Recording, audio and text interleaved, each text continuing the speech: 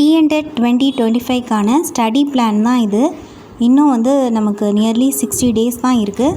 So எப்படி படித்தா இந்த போர்ஷனை கம்ப்ளீட் பண்ண முடியும், எக்ஸாமை கிளியர் பண்ண முடியும் அப்படின்னு சொல்லிட்டு டைம் டேபிள் போடாமல் பிளான் எதுவுமே பண்ணாமல் படிச்சுக்கிட்டே இருந்தால் நம்ம மெயினாக கம்ப்ளீட் பண்ண வேண்டிய விஷயத்தெல்லாம் கடைசி கம்ப்ளீட் பண்ணியிருக்கவும் மாட்டோம், அதை ரிவைஸ் பண்ணியிருக்கவும் மாட்டோம். ஸோ இந்த டைம் டேபிள் போடுறது, இந்த டைமிங்லாம் ரொம்ப ரொம்ப இம்பார்ட்டன்ட். ஃபஸ்ட்டு ரிவிஷன் நம்ம பார்த்தோம்னா அக்டோபர் 20 or 21 நம்ம ரிவிஷனை ஸ்டார்ட் பண்ணிடணும்.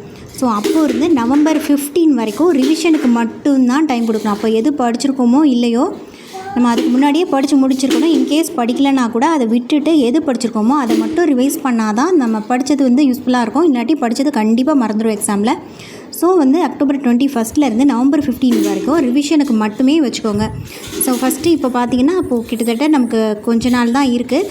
ஸோ சயின்ஸ் பார்த்திங்கன்னா நம்ம 6th 12th வரைக்கும் ஆர் அட்லீஸ்ட் 10th வரைக்கும் செப்டம்பர் 25க்குள்ளே கம்ப்ளீட் பண்ணியிருக்கணும். மேத்ஸ் பார்த்திங்கன்னா ஒரு 10 days எடுத்துக்கணும். அதாவது ஒரு 6th ஒரு 2 நாள், 7th ஒரு 2 நாள், 8th ஒரு 2 நாள்னு எடுத்துக்கிட்டிங்கன்னா செப்டம்பர் 26 அக்டோபர் 5க்குள்ளே கம்ப்ளீட் பண்ணோம். ஸோ நான் ஆல்ரெடி கொடுத்துருக்க டைம் டேபிள் படி நீங்கள் கம்ப்ளீட் பண்ணிங்கனாலே எக்ஸாமுக்கு நம்ம சூப்பராக படிச்சிடலாம். இதில் ஏதாவது டவுட்ஸ் இருந்தால் கமெண்ட் பண்ணுங்கள். தேங்க்யூ. இங்கிலீஷ் அக்டோபர் 6 அக்டோபர் 15 வரைக்கும் பிளான் பண்ணிக்கோங்க. அதாவது 6th 2 நாள், 7th 2 நாள் அந்த மாதிரி 6th to 10th வரைக்கும் கம்ப்ளீட் பண்ணிவிட்டு 11th and 12th grammar part மட்டும் பார்த்துக்கணும். அடுத்து சைக்காலஜிக்கு 2 நாளே போதும். ஏன்னா இதுதான் வரும், எக்ஸாக்டாக நம்ம படிக்கிறதுலாம் வருமா அப்படின்றது தெரியாது. பட் நம்ம எல்லா அந்த சிலபஸில் இருக்க எல்லாத்த பற்றினுமே ஒரு அண்டர்ஸ்டாண்டிங் இருக்கணும். ஸோ அதுக்காக தான் படிக்கிறோம். ஸோ 16th and 17th சைக்காலஜியில் இருக்க 10 units கவர் பண்ணுறோம். அடுத்து October 18th and 19th ரிவிஷனை start பண்ணுறோம். தமிழ் ரிவிஷன். ஏன்னா தீபாவளி ஒரு 2 டேஸ்க்கு நம்மளால் வேறு எதுவும் படிக்க முடியாது. ஸோ அந்த தீபாவளி டைம் மட்டும் என்ன படிக்கலாம்னா ஸ்பெஷல் தமிழை நம்ம படிச்சுக்கலாம்.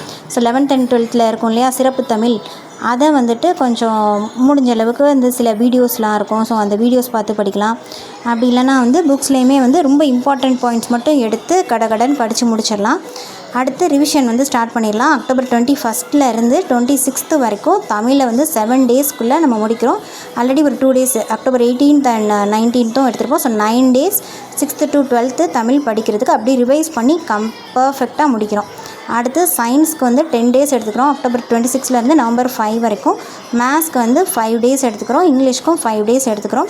ஸோ இதுதான் இப்படி தான் ரிவிஷன் பண்ண போகிறோம். அடுத்து ஒரு எக்ஸாம் போகிற டைமில் டைம் இருந்ததுன்னா சைக்காலஜி ஒரு ரீடிங் வர்றோம். அடுத்து எக்ஸாமுக்கும் போகிறதுக்கு கரெக்டாக முன்னாடி தமிழ் மட்டும் ஒரு ரிவிஷன் மாதிரி பார்த்துக்கணும். ஏன்னா தமிழ்லலாம் நம்ம கண்டிப்பாக ஃபுல் மார்க் எடுக்கணும். அதே மாதிரி தான் மேத்ஸ்லையும் 30 out of 30 எடுத்தோம்.